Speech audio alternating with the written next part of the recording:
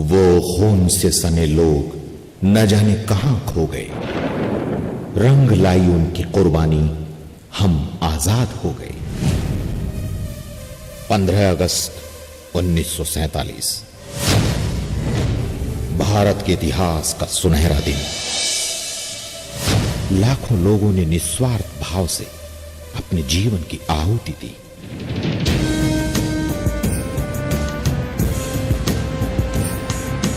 महान लोगों ने महान प्रयास किए और हमने गुलामी की जंजीरों को तोड़ दिया।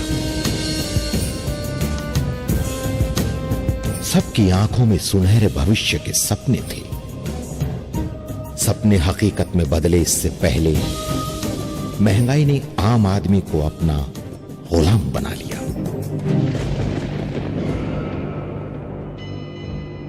हर इंसान महंगाई के बोझ से दबने लगा। छोटे छोटे सपने देखने से भी डरने लगा। हर इंसान इससे बाहर निकलना तो चाहता है, लेकिन उसे कोई उम्मीद नजर नहीं आती। कहीं से कोई रोशनी की किरण मिल जाए जिसे छूकर वो अपने परिवार को खुशहाल और समृद्ध जीवन दे सके।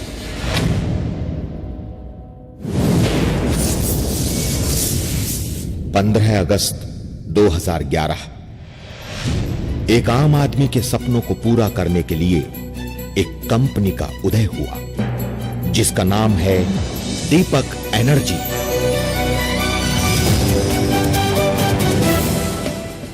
कंपनी के सीएमडी आदरणीय श्री दीपक मटालिया जी ने फ्यूल प्लस नामक गैस बचत का एक पेटेंटेड प्रोडक्ट बनाया और इस प्रोडक्ट के जरिए उन्होंने पूरे देश में ऊर्जा बचत का एक आंदोलन छेड़ दिया। फ्यूल प्लस से प्रभावित होकर मशहूर अभिनेत्री, पद्म भूषण और प्रसिद्ध समाज सेविका शबाना आजमी जी भी इस आंदोलन से जुड़ी। इस कंपनी का लक्ष्य है संपन्न देश, संपन्न परिवार। इसी मकसद को लेकर यह कंपनी केवल 3 साल में वो मकाम हासिल कर चुकी है जिसे केवल कल्पना में ही सोचा जा सकता है। तो आइए चलते हैं कंपनी के इन 3 साल के बेहतरीन सफर पर।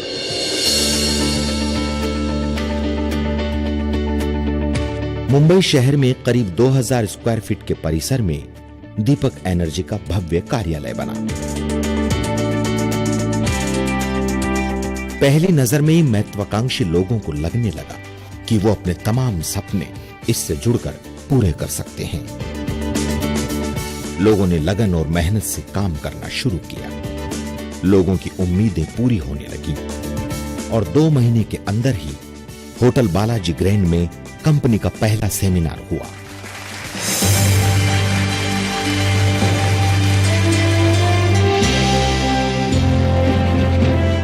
इस कार्यक्रम में कई सफल लीडर शामिल हुए और नए लोगों को प्रोत्साहन मिला।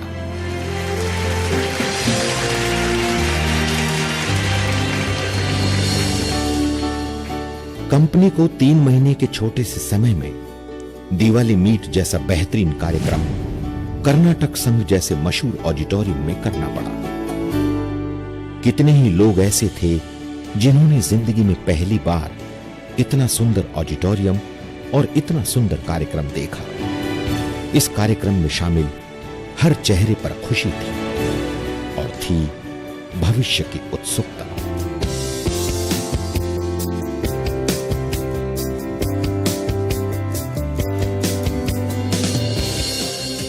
कंपनी से जुड़ने वाले लोग तेजी से बढ़ने लगे। नए लोगों को इस कंपनी की भविष्य की योजनाओं और कंपनी में कैसे तेजी से काम करना है इसकी ट्रेनिंग का पूरे 1 दिन का कार्यक्रम रखा गया। मुंबई के मशहूर फ्लैग्स होटल में हुए इस ट्रेनिंग कार्यक्रम के बाद कंपनी से जुड़े छोटे से छोटे लीडर के भी इरादे बुलंद हो गए।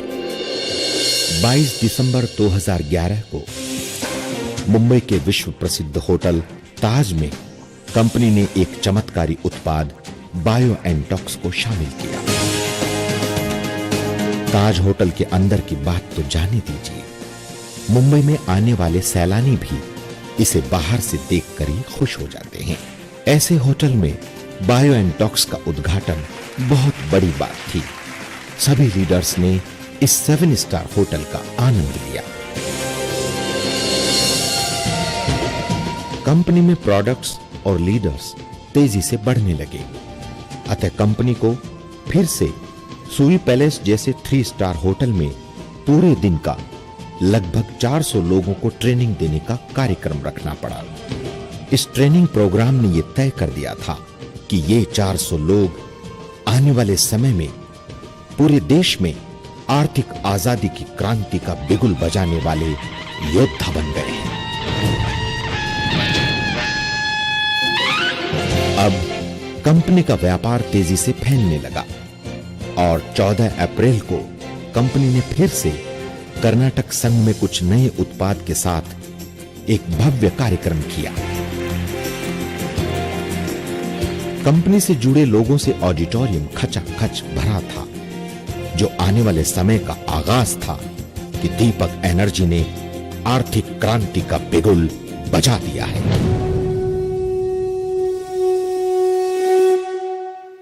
एक साल तक निरंतर मेहनत और लगन से काम करते देख दीपक एनर्जी ने अपने लीडर्स को सुकून और मौज मस्ती करने के लिए गोवा जैसे खूबसूरत राज्य की हवाई जहाज से सैर करवाई। कितने ही लीडर्स तो ऐसे थे जिन्होंने पहली बार हवाई जहाज की यात्रा का आनंद लिया। दीन दुनिया को भूलकर लीडर्स ने जिंदगी का वो आनंद लिया जिसे वो कभी नहीं भूल पाएंगे। हर लीडर खुशी से नाच रहा था, झूम रहा था, गा रहा था और विश्व प्रसिद्ध पर्यटन स्थल की सैर कर रहा था। यूं कह सकते हैं कि जिंदगी के हर लम्हे को जी रहा था।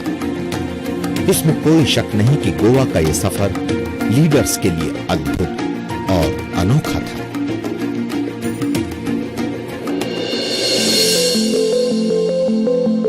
दीपक एनर्जी में आकर लीडर्स लोगों की प्रगति दिन दुगुनी रात चौगुनी होने लगी। यहां प्रोडक्ट इस्तेमाल करने वाला भी खुश था और लीडर बनकर काम करने वाला भी खुश था।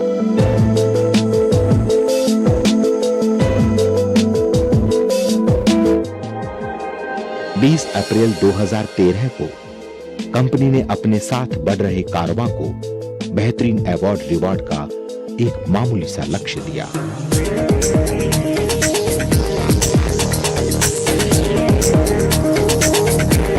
इससे कंपनी से जुड़े लोगों को मोटिवेशन तो मिला ही, साथ ही मिला बेशुमार इनामों का तोहफा।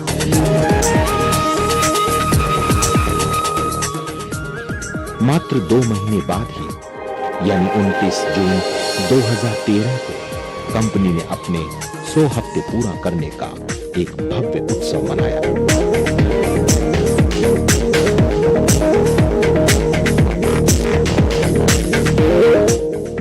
कंपनी से जुड़ा हर व्यक्ति प्रसन्न था।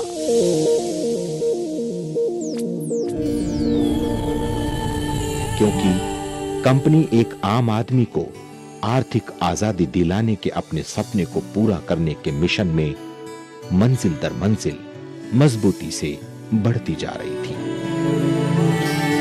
जुड़ने वाले हर व्यक्ति को यह लगने लगा कि मिल गई हमें वो राह जिसकी तलाश में हम न जाने कहां-कहां हाथ पांव मार रहे थे।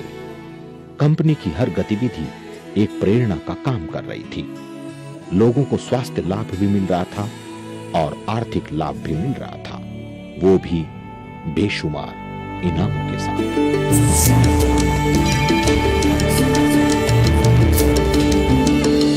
14 दिसंबर 2013 को दीपक एनर्जी ने अपना दूसरा साल यानी 2nd एनिवर्सरी पूरा करने का एक अजीमुशान कार्यक्रम रखा।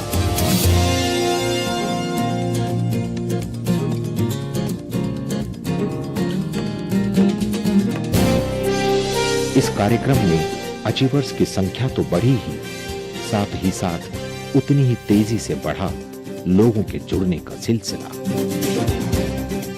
कंपनी ने अलग अलग तरह के प्रोग्राम रखे।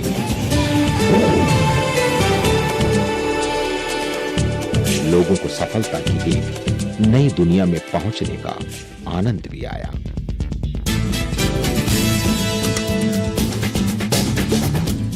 कुछ राज्यों में कंपनी का कारोबार बहुत तेजी से बढ़ने लगा। ऐसा ही एक राज्य है कर्नाटक।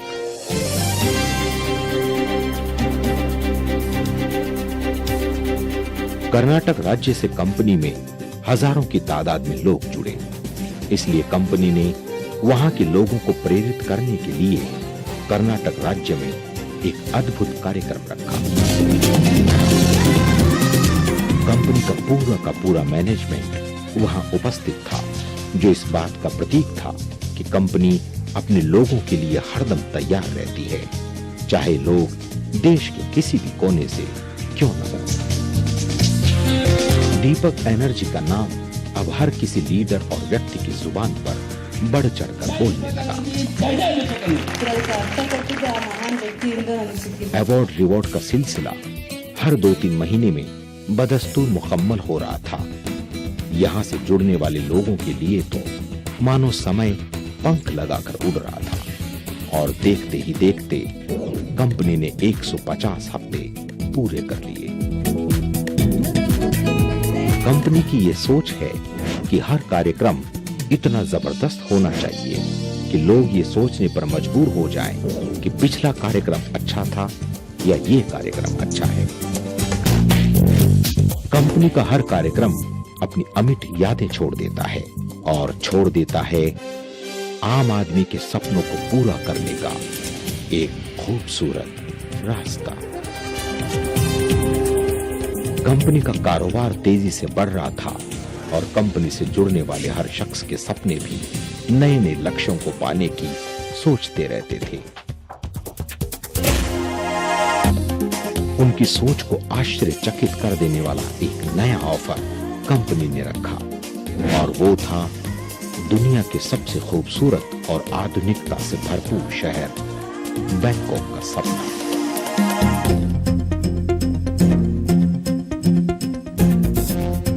बैंकॉक, ये लक्ष्य लीडर्स में बिजली के करंट की तरह दौड़ा, और लोगों ने लक्ष्य तक पहुंचने की संख्या के रिकॉर्ड तोड़ दिए। अब हर शख्स को यह विश्वास हो गया था कि ये तो मात्र शुरुआत है पूरी दुनिया की सैर करने की।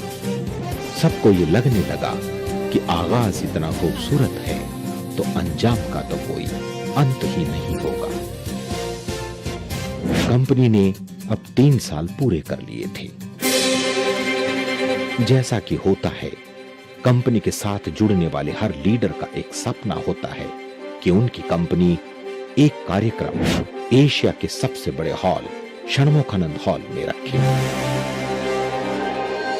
6 अक्टूबर 2014। षणमुखानंद हॉल का महत्व पूरे एशिया महाद्वीप में किसी परिचय का मोहताज नहीं है। बड़ी से बड़ी कंपनियों को भी बरसों बाद भी इस हॉल में अपनी सफलता का उत्सव मनाने का मौका भी नहीं मिल पाता है, जबकि दीपक एनर्जी ने मात्र 3 साल में ये चमत्कार कर दिखाया। गजब का उत्साह, जुनून की तरह जोश, सफलता की उमंग, 3 साल की ऊंची छलांग, सुरक्षित आर्थिक भविष्य, स्वास्थ्य लाभ के साथ दुआओं का तेज हर लीडर के चेहरे पर झलक रहा था। पूरे देश से लीडर्स लोगों का कारवां चला आया था, और सबके चेहरे की चमक उनकी सफलता को बयां कर रही थी। लोगों ने एक स्वप्निल दुनिया का ना भूलने वाला आनंद लिया, और इस कार्यक्रम के जरिए दीपक एनर्जी ने मार्केटिंग की दुनिया में हड़कंप सा मचा दिया।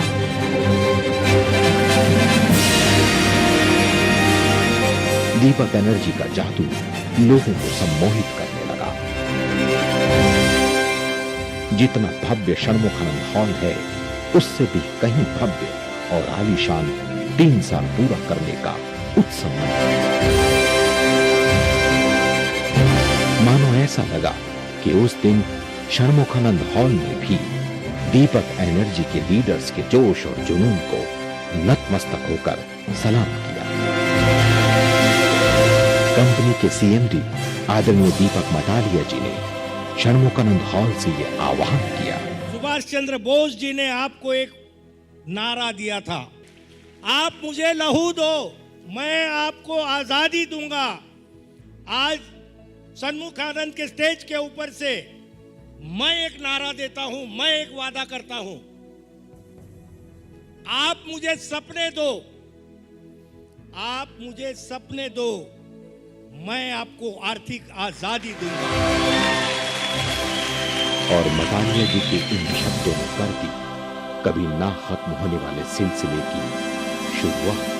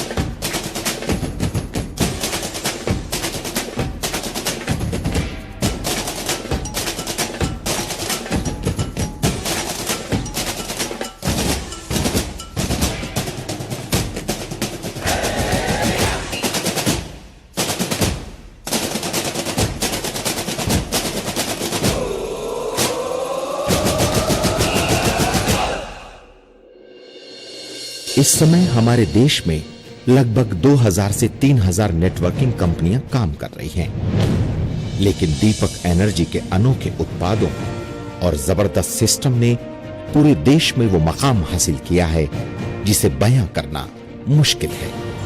3 साल का ये अनोखा सफर आने वाले समय में तूफानी गति से बढ़ने वाला है।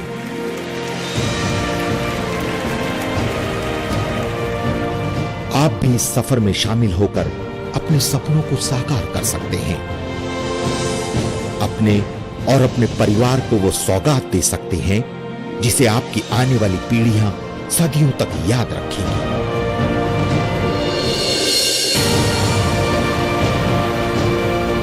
जिंदगी की असली उड़ान अभी बाकी है। हमारे इरादों का इम्तिहान अभी बाकी है। अभी तो नापी है मुट्ठी भर ज़मीं हमने, अभी तो खुला आसमान बाकी